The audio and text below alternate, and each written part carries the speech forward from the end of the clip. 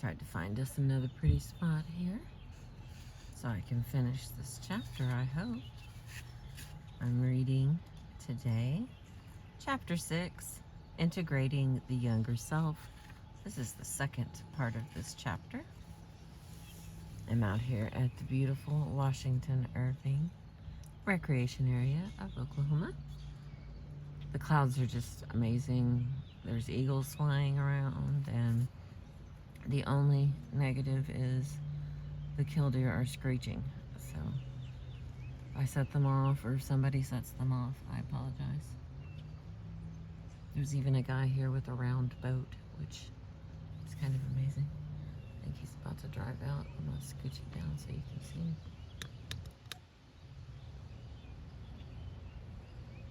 Not everybody gets to see a round boat.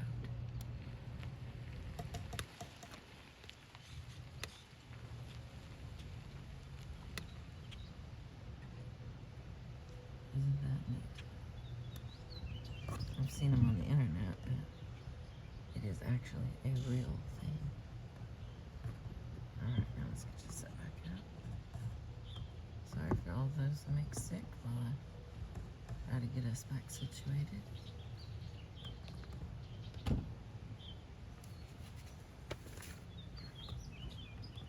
My little spider here kind of does its own thing sometimes.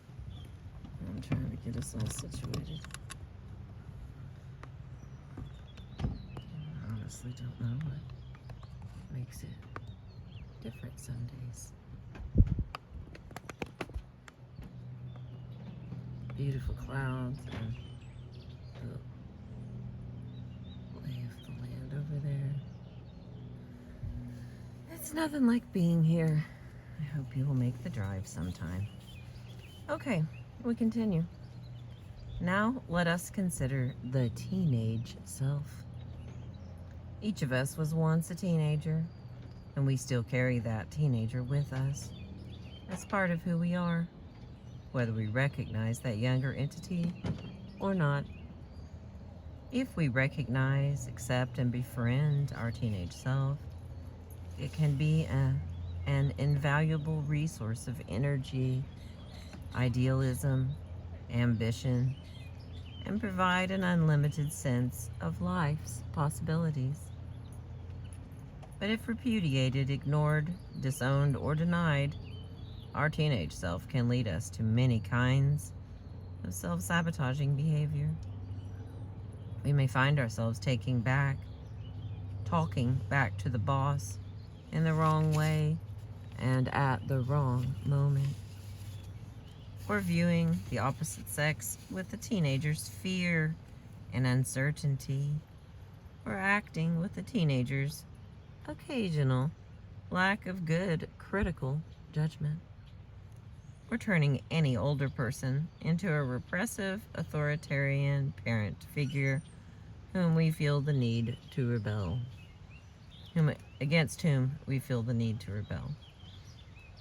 But beyond all of that, if we leave our teenage self alienated from our total self, we allow a fissure to exist within us, a split in our identity that affects self-esteem adversely. Once again, one part of us is at war with another part. We can observe that kind of war in the following statements.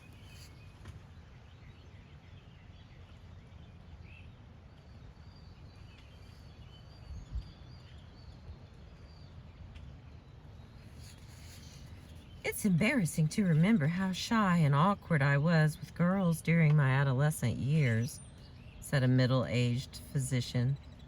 Really, who wants to think about such things? What has that poor character got to do with me? So, his teenage self is left to wait for someone who will not perceive him as a character.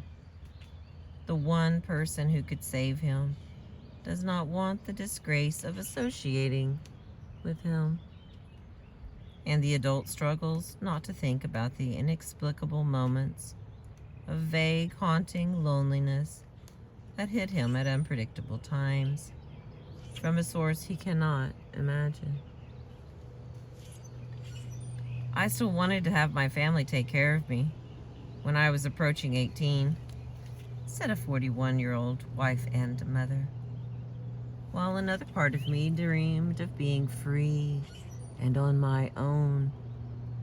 I wasn't very independent. No guts, I suppose. What's the big deal about going out on your own? But I was rebelling one minute and crawling back into the nest a minute later.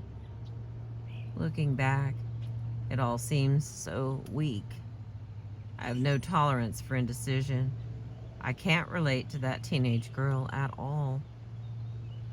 Do you suppose that's why I'm often so impatient with my own teenage daughters? I have trouble relating to them too.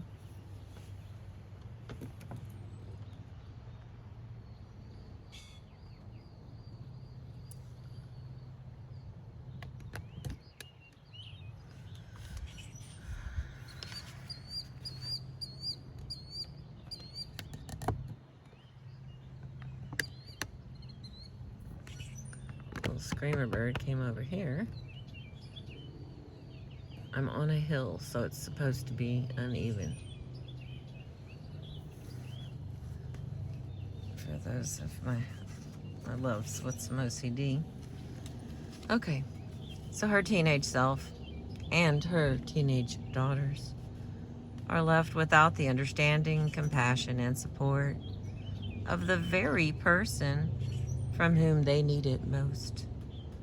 And the adult struggles to keep busy so as not to feel the echoes of a distant, bewildering pain that time fails to heal. I hate remembering how lonely I was during my high school years, said a 48-year-old mechanic. I wasn't good with people, yet I was dying for someone to talk to. I was so intense, awful. Why do you psychologists like dragging up the past? As a teenager, I was a creep. So his teenage self is sentenced to immutable loneliness, and the adult is left to wonder about a mystifying void within himself that nothing will fill. Once again, we can observe the pattern of uncompassionate, unempathetic harshness, this time directed at the self of our adolescent years. Thus, I cannot forgive my social awkwardness as a teenager. I cannot forgive my fear of girls or boys, or my painful longing for someone to be with and talk to, or to the enormous confusion I felt about almost everything, or my incompetence at athletics and at dancing, or my gangliness, or my complexion, or my noisy boisterousness, or my confusions about sex, or my vacillations between rebelliousness and compliance, or my shyness at parties, or my passivity, or my bouts with delinquency, or my promiscuity, or my puritanism, can't even say that word, or my exhibitionism, or my grandiosity, or my timidity, or my lack of knowledge, or poise, or sophistication. In the 80s, we used a lot of words. This book was from 88, so everybody texts now, so we would leave like all of those words out. But in the last century, we like to use a lot of words. We thought it made us understand things better. We didn't assume that we read each other's minds, so we like to use a lot of words. I think that's one of the things I've been enjoying about the book is it uses words like we used to before texting existed. So thank you again for bearing with me. Oh, our boat went away, so moves back into the clouds.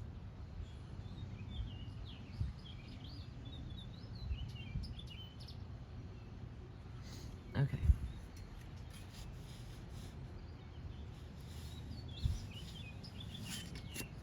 Just as we can reject the child we once were, so we can reject the teenager.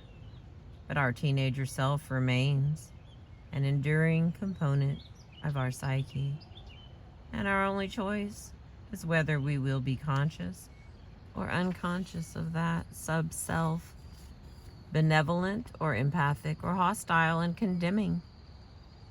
Will our teenage self be accepted and embraced, made to feel welcome, in effect, or sentenced to the lifelong role of a lonely outcast? Let us turn to the same exercise I introduced to make contact with the child self, now adapted for the adolescent years. If possible, begin by spending a few minutes looking at photographs of yourself taken when you were a teenager. Then close your eyes and take several deep, relaxing breaths. Go inside yourself and explore the questions. What does it feel like to be a teenager? How do you imagine you experienced your body then? What was it like living in your home? How did you sit as you imagine a teenager sits? Pay attention to what you are feeling. Stay with the experience. Slowly, a richer perspective on who you are will open to you.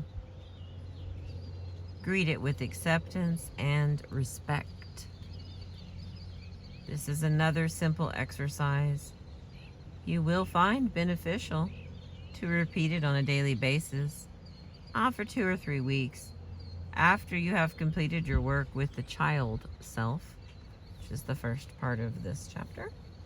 You will find, as you give your teenage self understanding and respect, you feel more whole, more integrated, and more inwardly harmonious. Now let us turn to sentence completion as a means of carrying this work further. Write each of the following stems on the top of a separate page in your notebook. Then write 6 to 10 endings for each stem. Okay, here we go.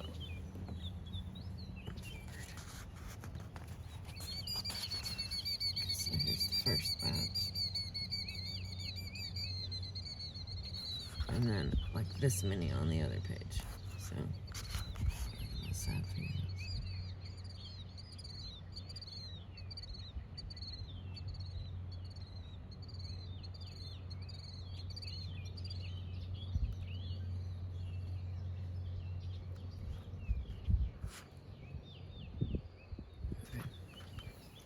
It's going to take me a minute to read through those. You also have the ability to pause this and take a screenshot or write it down fast. All right, here we go. When I became a teenager, and then you complete the sentence, 6 to 10 endings. When I was 14 years old. When I was 16 years old. When I entered high school, I felt.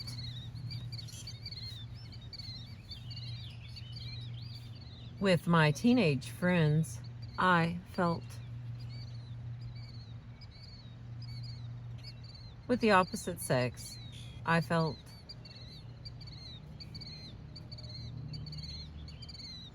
As a teenager, one of the things I had to do to survive was. As a teenager, when I felt angry, I. As a teenager, when I felt pain, I. As a teenager, when I felt fear, I. As a teen, when I felt lonely, I. As a teen, when I felt excited,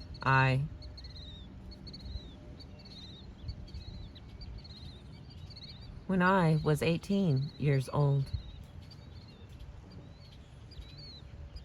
If the teenager in me could speak, they might say,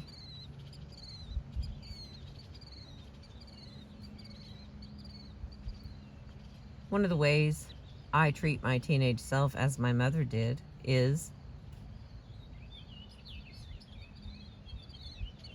one of the ways I treat my teenage self as my father did is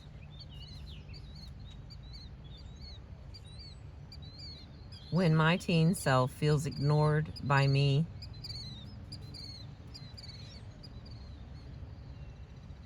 when my teen self feels criticized by me. One of the many ways my teenage self sometimes gets me into trouble is if my teenage self felt if my teen self felt listened to and respected by me, if my teen self felt I had compassion for them and their struggles,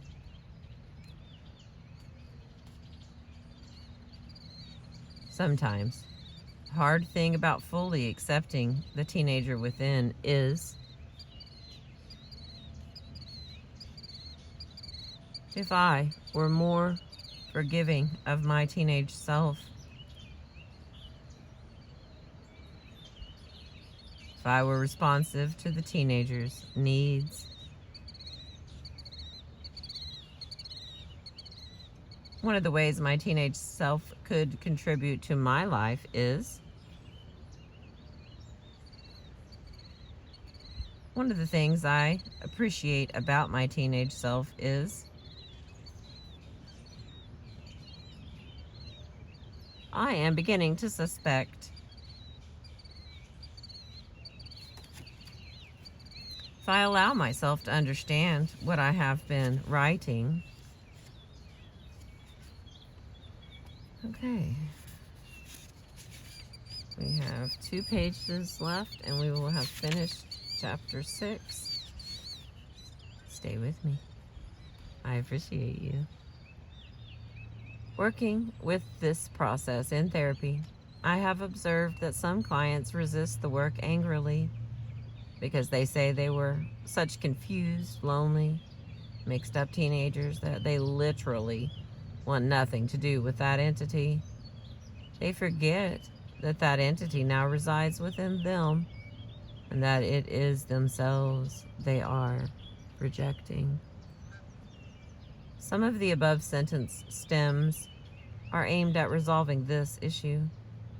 For instance, when doing the stem, when my teenage self feels ignored by me, they produce such endings to their surprise as he acts up, she becomes spiteful, he gets me to do stupid things, she becomes foolishly defiant, he makes me confused, she makes me act half my age, he makes me reckless, she makes me irresponsible, and so on.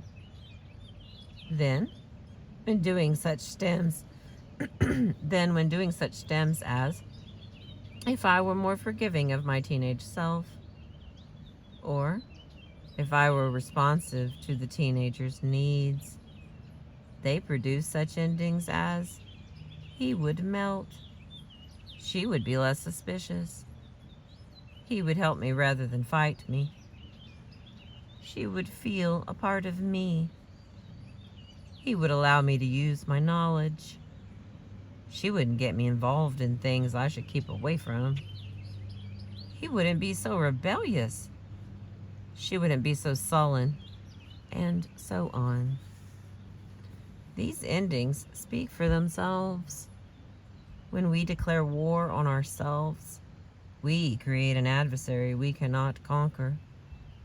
When we accept and respect, we create a friend and an ally. As I did with the child self, I want to give some more advanced stems for the teenage self. Begin with the stem when I was 13 years old, and follow this with one of the things my 13-year-old self needs from me and has never gotten is.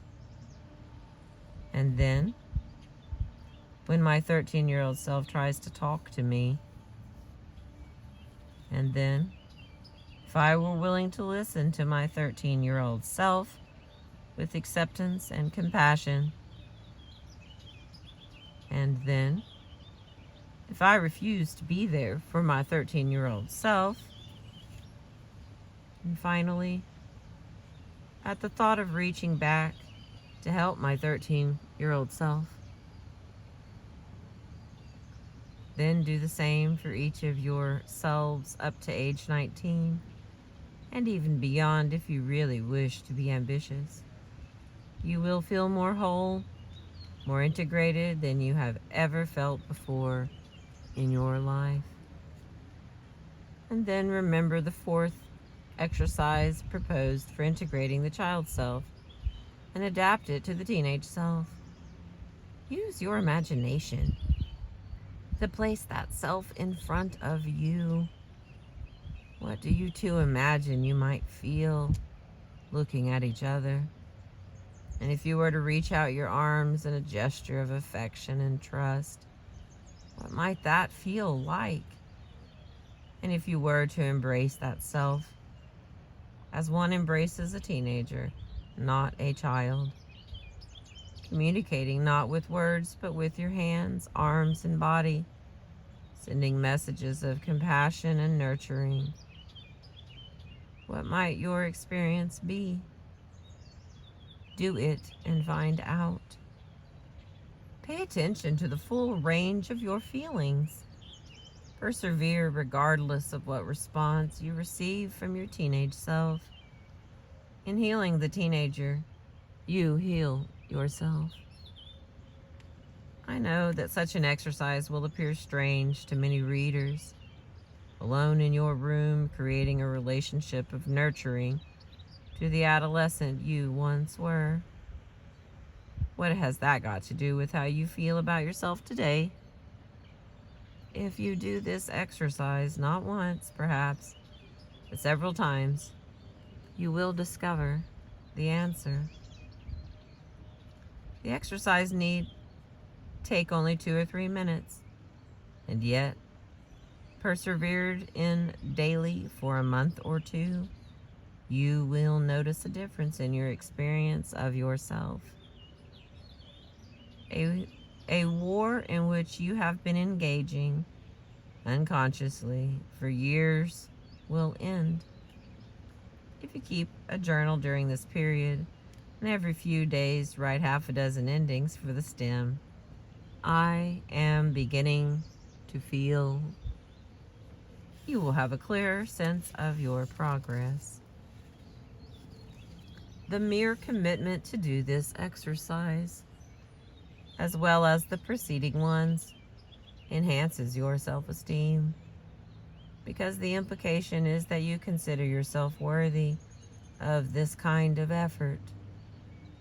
When and if you find yourself reluctant to make the effort, perhaps the question you need to consider is, what have I got to do that is more important?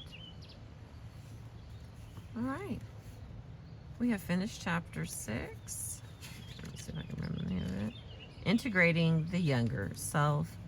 I've been reading Nathaniel Brandon's book, How to Raise Your Self-Esteem, from 1988.